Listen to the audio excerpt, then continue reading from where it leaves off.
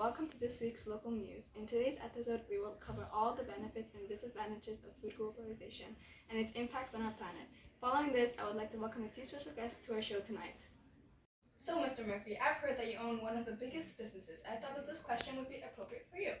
How has your business impacted the food chain on a global scale positively? Interesting thought, actually. Since being one of the first retailers to support fair trade, our company Tesco has made it easier for us to impact the global food chain due to our easily imported food with the combination of our fixed prices. For example, bananas being one of the most popular fruits that we sell. And how about negatively? We have been quite successful these past few decades, but we have been facing some extremely poor customer service due to our horse meat and accounting scandal. Also, us facing severe entry barriers, making us do joint venture agreements with other companies, making us share resources.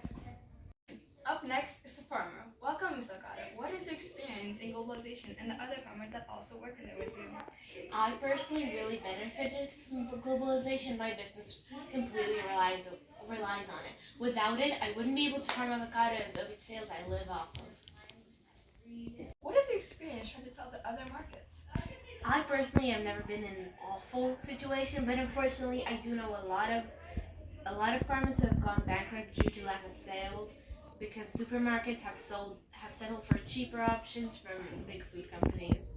Right now, I sell to Spar, but I used to sell to Tesco for many years. But the old CEO chose cheaper options rather than buying from us, certified farmers, and I lost my job.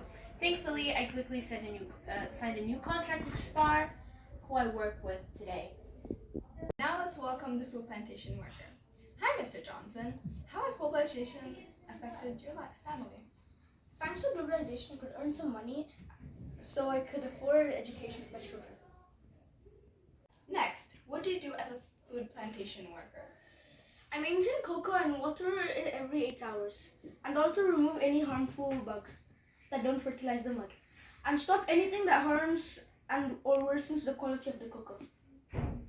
Thank you for sharing. Next up, I would like to bring in the local customer. Hello, what are your opinions about fair trade and do you care about it? I personally don't care about what I buy. I just buy whatever widely available.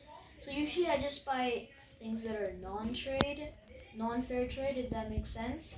So usually, for example, Milka, it's non-fair trade, but I buy it because it's more available, right? Because you rarely see fair trade.